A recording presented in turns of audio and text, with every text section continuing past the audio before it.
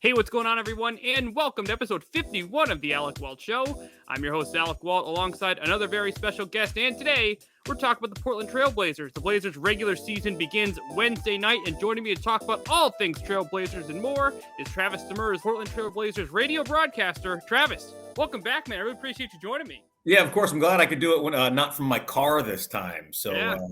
you could actually see me this time. I appreciate you having me on again.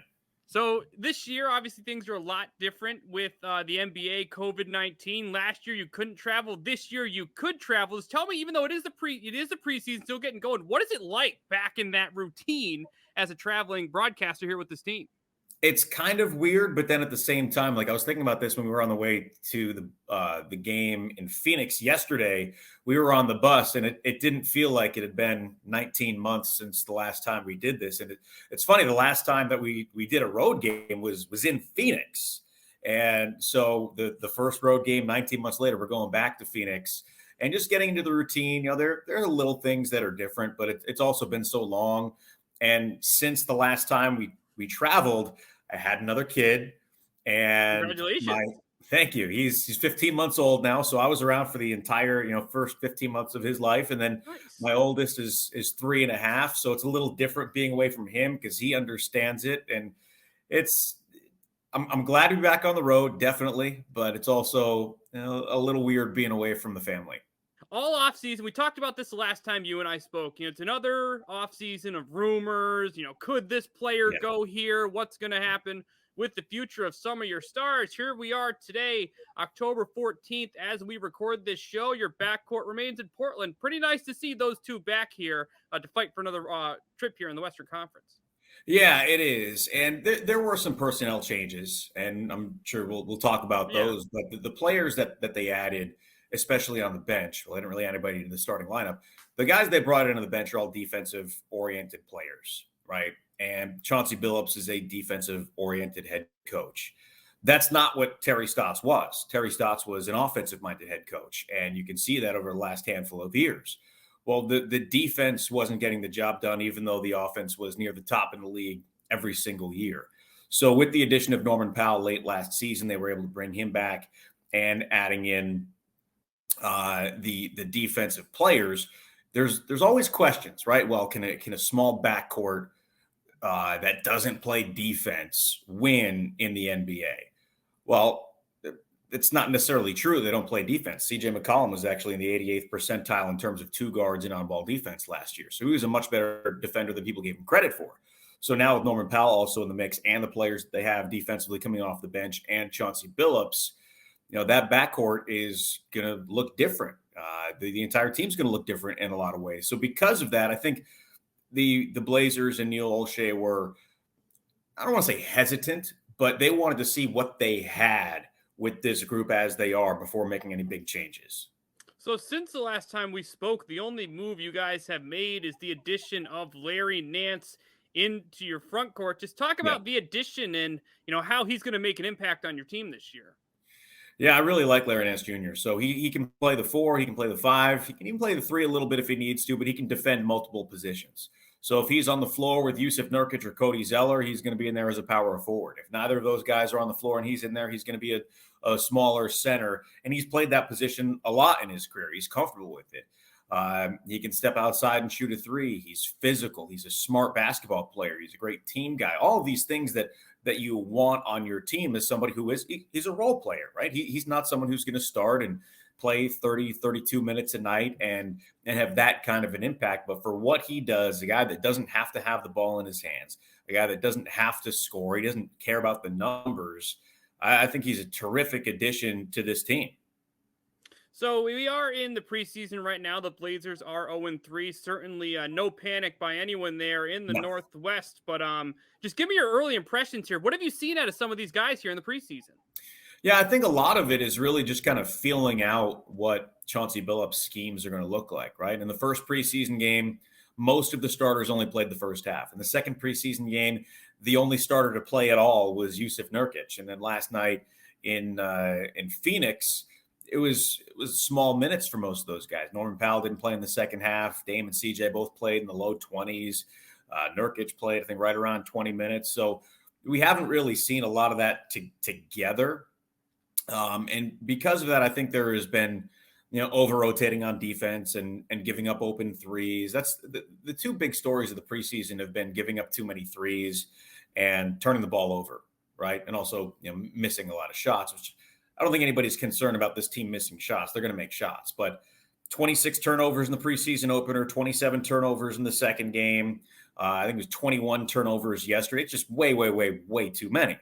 I think a lot of that is partly the personnel and trying to figure out, who they are on the floor together. And then, trying to figure out where they're supposed to be with these schemes that this new coaching staff has brought in and Chauncey Billups and Roy Rogers have implemented. There's already more activity. They're getting into passing lanes. They're deflecting balls. They're causing more turnovers.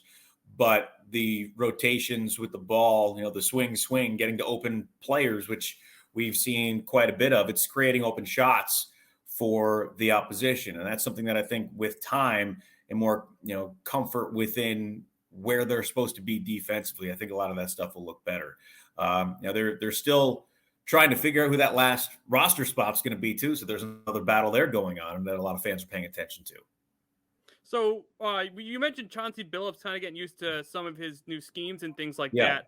What are your early impressions so far of how Chauncey's been able to, just as an overall head coach? Obviously, the record, throw that in the books, but totally, what have you seen so far from Chauncey in his first real, window here as a head coach? Yeah, so I was fortunate enough to be able to watch the first few days of training camp and watch what he does. He's just a different voice and a different coach. Now, obviously, yes, this is his first time as a head coach at any level. He was an assistant coach with Ty Lue last year with the Clippers, but he's also learned a lot from Larry Brown and Flip Saunders and guys that he's played for. And he is known as a smart basketball guy, right? I'm still getting to know him a bit, but what I have learned from him and what I have seen from him over the last couple of weeks is, in practice situations, he wants you to get it right. And it doesn't matter how many times you do it, you're going to get it right. And they would stop practice and point out different things and then just keep going until they got it right.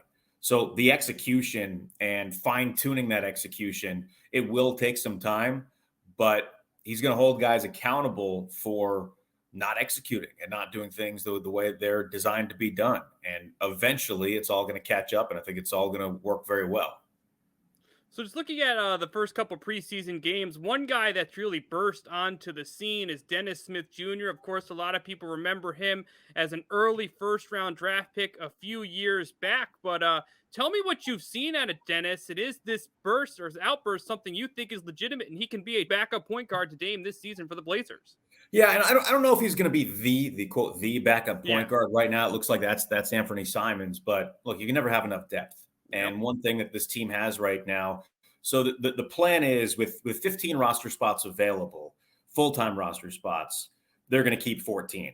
They want to keep that extra roster spot open for potential 2-for-1 type trade if necessary, and they also still have a majority of their mid-level exception left. Where when the buyout market comes around in February, after guys have been traded and cut, they'll be able to offer more than just the minimum contract that other teams will be able to. So that might be able to be attractive. So they're going to leave that 15th roster spot open.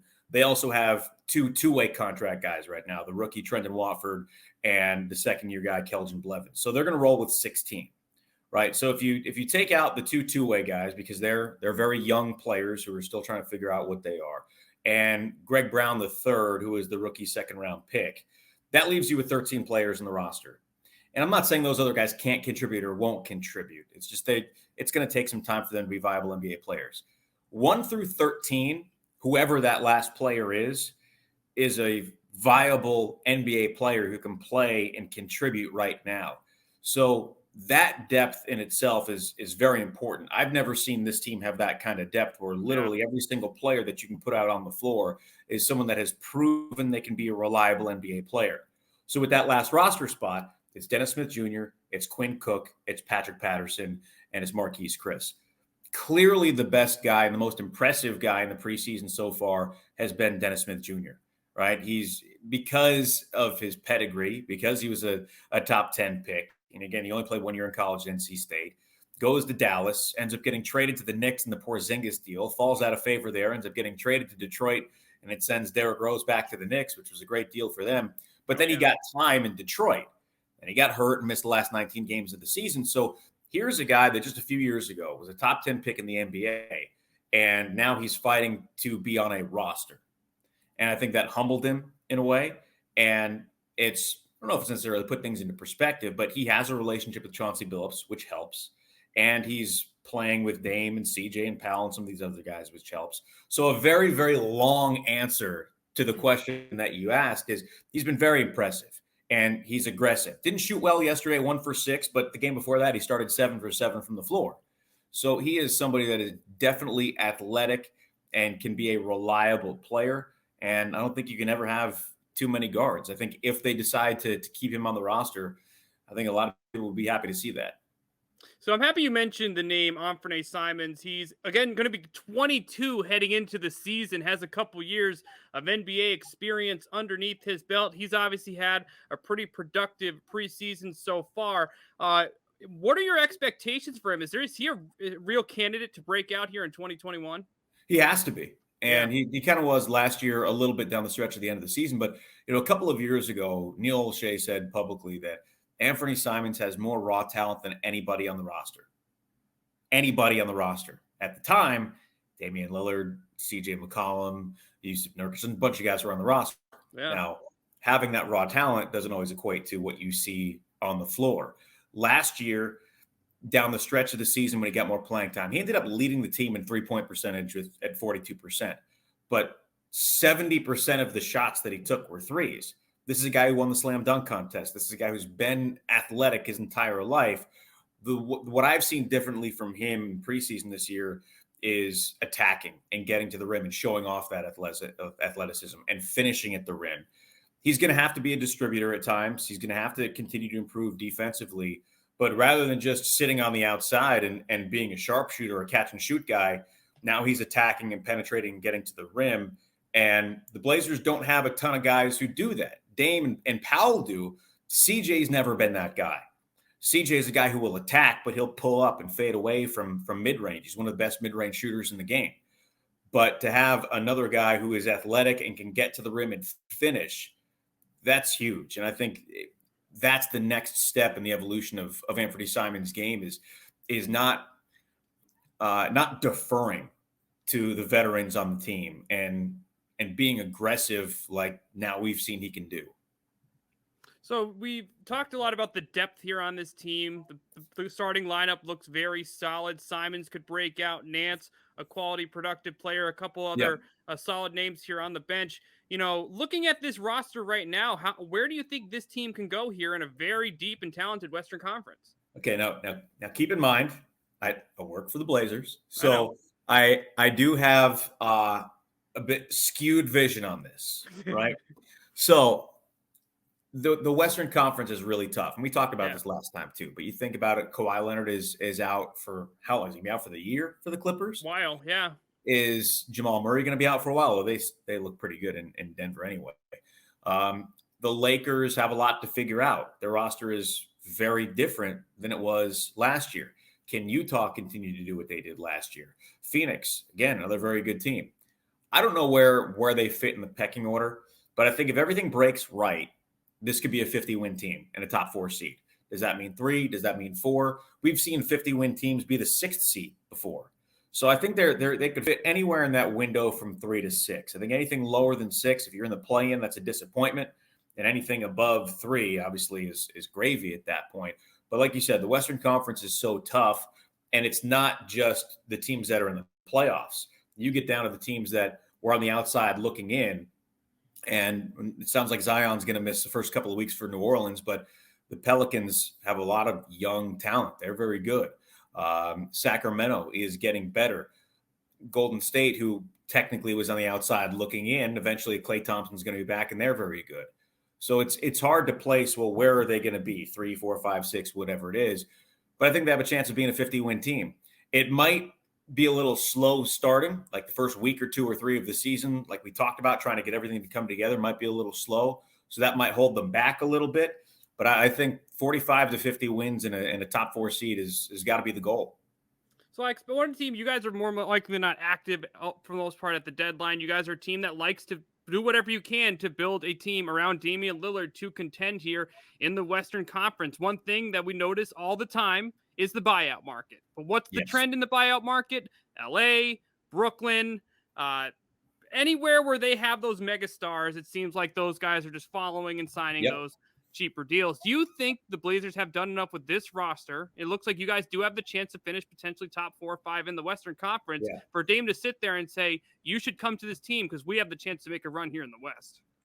Yeah, I think there's a couple of things that come into play with that. Number one, what's the team doing in February, right? Are they 10 games under 500, over 500? Are they right around 500? Are they underachieving? What is it? Now, last year at the deadline, they acquired Norman Powell. A couple of years ago, they acquired Rodney Hood. So they have made some deals at the deadline. I don't know what that's going to look like. And if this team's underachieving, do they try and do something big at that point? If they are overachieving and they're a top 3 seed or a top 2 seed, do they do something small? In terms of the buyout market, though, I think there are 2 things. Yes, of course, winning a championship is important. That's why players are going to go to Brooklyn. They're going to go to LA. They're going to go to places like that. But like I mentioned earlier, the Blazers can offer more money because they do still have that a chunk of the mid-level exception. They used part of it to give Greg Brown III a guaranteed contract as a second-round pick. But they do still have more money in that buyout market than any of those, quote, championship teams will. So money talks. Playing time talks, too. Yep. You know, what did the injury situation look like? A couple of years ago when it was before Yusuf Nurkic got hurt, but when the Blazers got Enes Kanter on the buyout market, the year they went to the Western Conference Finals, Kanter was choosing between LA and the Blazers. Well, LA wasn't the LA that we know them to be now, and the Blazers could offer him playing time. And it was a great opportunity, and he came in and ended up being the starting center after Nurk went down in late March. So if playing time and money are a factor, that can help kind of balance out we're not Brooklyn, we're not LA, we're not Milwaukee, we're not one of those teams that's a favorite to win a title. And again, it's October, so we're still a few months away from that happening. It's hard to know, obviously, because no one predicted Phoenix to be doing what they were doing exactly, the season last year, and they go out and they made a couple of late moves too. But I think there are definitely some opportunities, especially with the extra cash, to bring in somebody at the buyout market. One final question I have for you. I want to kind of look at someone who could potentially have a better season due to a coaching change. I think Nassir Little's a potential candidate for that. A guy who is young, came in from North Carolina, kind of had that defensive background before he fell in the draft. But am I onto something here? Do you think he could potentially be a quality role player here with that coaching change and Chauncey Billups taking over? 100%. So every year, the Neil Olshey is asked the question of, well, who has shown the most growth? One year it was Gary Trent Jr. And we saw what Gary Trent Jr. did in that season. One year it was Jake Layman. And while Jake Layman was never an all-star player, he had some big nights for the Blazers. He said this year it's Nassir Little. And we saw some flashes last year. He had the 30-point game in the loss to Milwaukee last year. Unfortunately, we haven't seen him the last couple of preseason games because he's been banged up. But if you look at the depth chart, there's a perfect opportunity for him there at the 3. Right, because right now Norman Powell is starting there, if you can even call them having positions. But one of their big offseason guys that they brought in was Tony Snell. He hasn't practiced. He hasn't played. He has a foot injury. Is he going to be ready for the start of the regular season? I don't know. So those 2 guys are going to be at that spot, a little bit of the 2, a little bit of the 4. But I think there was a lot of hope that Nassir Little is going to really jump this season. It's year 3 for him. And that's been kind of the arc for Blazers rookies in the past is year 1, they don't play much. Year 2, they play a little bit. Year 3, they take off. And we've seen it with a number of different guys over the last few years. So that sets up for this timeline now for Nassir Little. And they were actually looking at trading that pick the year that he was drafted. But he falls to them. And we can't pass up this guy. Yeah. So instead of using that pick in a trade, they drafted Nassir Little. And I think not only do I think he will be a bigger part of the rotation this year, an important player, I think he has to be. Because like you talked about, they don't usually go out and make big splashes. It's hard to get big-time free agents, number one, to come to Portland, and number two, with the lack of cap space that they have. So developing guys is critical. That's what makes the Zach Collins situation so tough to stomach with all of his injuries. But I think Nassir Little is going to be a pretty important player this year. All right, Travis, before I let you go, how can our listeners here keep in touch with you on social media and listen to you when you're on Blazers broadcast? Yeah, you can find me on Twitter at Travis Demers, Demers. Same thing on Instagram. And then I'm the co-host of the Rip City Drive weekdays, 3 to 6 Pacific on the flagship station of the Blazers, 620 Rip City Radio. But I don't do the show on game days or when we're on the road. And Chad Doing, my co-host, does the heavy lifting when I'm gone. So he keeps saying that he's an NBA widow, just like my wife, because he's gone so much. But yeah, a lot of ways to get out there and listen. Of course, in the Deschutes Brewery Trailblazers Radio Network. Awesome. Well, Travis, thank you very much for taking the time out of your day to join me here on the Alec Walt Show. Anytime. Thanks for thinking of me. All right. Well, that's it for this episode of the Alec Walt Show. I'm Alec Walt alongside Travis Demers. What do you think of the Portland Trailblazers here in 2021? Feel free to comment that below. Also, don't forget to like this video and subscribe to Down the Block Sports for more of my exclusive content. Thank you, everyone, for tuning in, and we will see you very soon.